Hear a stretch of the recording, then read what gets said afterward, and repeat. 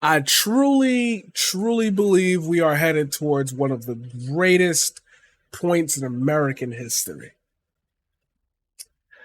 Now, my audience is quite aware that I'm doing a YouTube video right now. So, like, subscribe. I can't curse in the first 15 seconds. There's a whole rule about this. Whatever. I'm doing it live. Come hang out. It's fun. Do a thing. Support the man.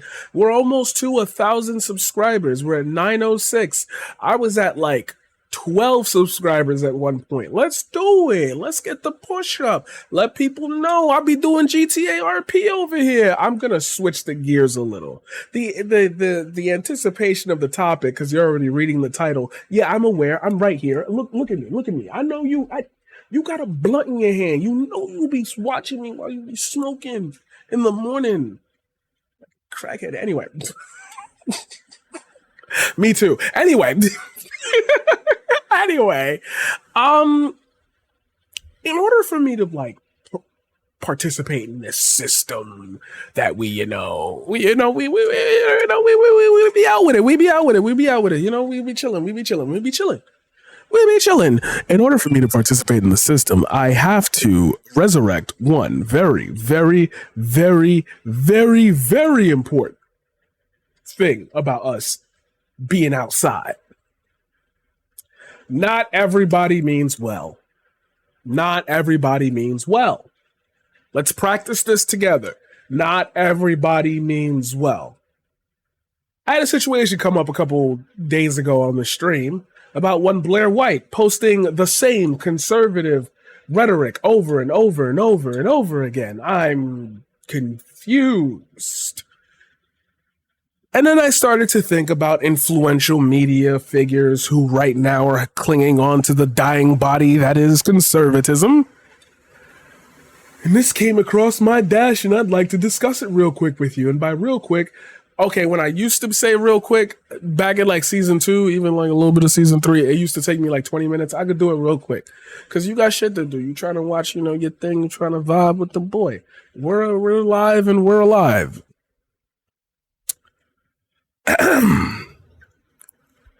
Black Lives Matter set race relations back about 100 years. Black people need to stop being openly hostile and racist towards white people and other black people. Or don't complain when white people no longer wish to live, work, or police in our neighborhoods. Footnote: if this statement outrages you, you would do well to remember that I literally do not care how emotionally impacted you are from hearing the truth.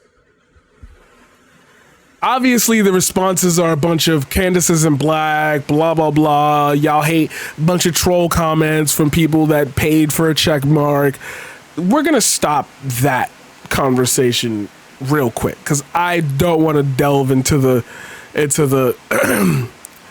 but for those of you who have faith,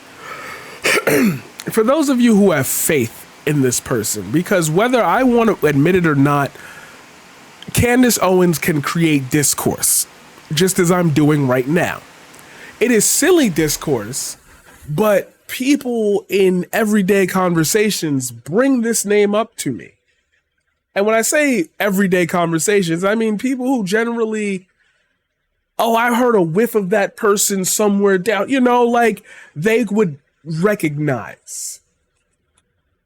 And I've seen pure radicalization exist on my own stream with people that I thought I knew well. If it wasn't me explaining to them quite possibly why they might have, like a little bit of a difference of opinion, have a little bit of, difference of appeal, maybe a thought process, a question. Maybe their conclusions aren't exactly where they could be, let's say. We're going to break this down because I feel like when people that are influencers who claim to be New York Times bestselling authors have movements behind them, organizations behind them,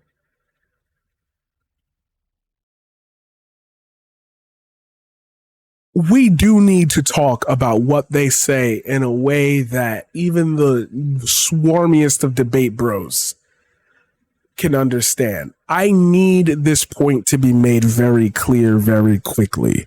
And that's why I'm choosing to talk about it today. And that's why I'm choosing to take a little bit of a entertaining, but as well as educational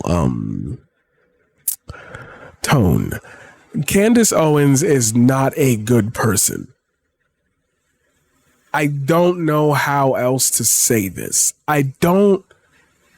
I believe this is one of the few people on this planet right now that should just fade into obscurity now. And I'm going to tell you why. Black Lives Matter set race relations back about 100 years. If I took it literal, you'd be talking about 1923. I can't help but tell you what was going on in 1923. Do you see what I mean?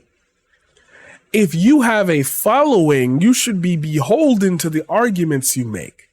Why did Black Lives Matter set race relations back? It seemed to be the biggest coalition of race relations across the entire world. Did we forget that other places on planet Earth were having Black Lives Matter movements inspired by ours? Do we not remember that? Do we not have pictures? Can we not Google the video right now? You can't be serious. You can't be serious. So I have to assume that it's nonsense. But you've built a brand on this. So I can't dismiss it as, oh, there goes the crazy ranting ravens of Candace Owens again. It's like, wait, no, we really got to talk about black conservatism. And if it threads into this so consistently, is it an ideology worth having? Because that's what that leadership would do. Black people need to stop being so openly hostile and racist towards white people and other black people. My biggest question is if I start watching ridiculously over and over again videos of TikTokers who are recording incidents where white people are being racist towards them, if I have to continue to see black people on video games that are Overwatch creators get called the N-word and monkey all the time, like, I wonder what you mean as in black people. You have to be nice to the whites so they'll like you. That's a certain type of behavior. It's a certain type of behavior. Or don't complain when white people no longer wish to live, work, or police in our neighborhoods. Let's backtrack this a little because I feel like that's accelerating a thought that if you thought about it straightforward, it would make no sense to break down. Police in our neighborhoods. Okay, that would be a good thing. That would be a good thing. Let's just take that out of the context that it is and place it in the real world, and it applies as a good thing. Don't complain when white people no longer wish to live or work there. Well, it seems like white people make more money on average, and they don't seem to be spending it on anything but the things that move into here because they look like prospective buyers now, because there's a market for people who want Chipotle as opposed to a market for people who, wanted fucking video games, which is why the last GameStop that we had closed down because nobody was buying there and it was a dying network. But hey, now you can get $10 worth of food. And it's crazy because it's like, yeah, people can't eat fucking video games. That's the whole purpose of that, is that people can't eat fucking video games. That's why it feels like there's less to do outside. That's why it feels like there's less to fucking live for when you want entertainment, because everything outside has become consume. Experiences like fucking laser tag are expensive, require coordination, require people giving up that, and then I'm still going to be fucking hungry after that. So you raise the price of food and all I feel like I can afford is food. So I sit here and ingest other people talking about things because it's nice to have people in the room. How did I get all the way here from that to Candace Owens? That's what I mean about thoughts, is that the interjection of white thoughts literally leads to this trailing down of how it will affect your culture, and you can watch it in real time. This is called gentrification. White people don't move into Harlem because they like the fighting game community. They move because it's affordable to them because they make more money than the rent is. So if somebody's making, let's say the rent is $1,900 and somebody makes $7,200 a month, bro, I could just raise it by $1,000. You could raise it by 1,000. I could raise it by 1,000. She got a friend and she's looking for an apartment. Yo, just raise the rent, bro. The property value is going up. We're gonna be rich. But it's black people being openly hostile and racist towards white people. That's the conundrum there, which brings about the question of, if that were to be the case, then what is happening currently in this country wouldn't have been happening. There wouldn't have been such an acceptance of Black Lives Matter across the world if that was a true reality. You're talking about specific white people. You're talking about the elite white people. That's why this statement of yours doesn't make any sense. And that's why I want to break it down. Because now I can start implying with reason and ration what points you're trying to make, who you're talking to. Because I realized something about you based on the second statement you made. If this statement outrages you, you would do well to remember that I literally do not care how emotionally impacted you are from hearing the truth. You don't feel black enough. That's the problem. You feel like you're a corporation. You feel like you're a commodity. You feel like there's less money and less time and less of an ability to have a thought because you have ingratiated yourself so well into white culture that you are divorced from your own reality about what you stand for because you're watching the clocks turn as conservatives start cooking up the fascism meter and you don't know how to get out of it.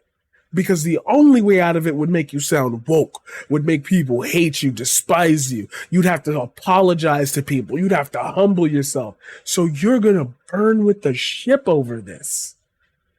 That's why you have your own TV show. So you don't have to debate anybody on points anymore. That's why conservatives built their own whole fucking network. Based on this thought, they feel like they weren't accepted when they were little. You had a shot.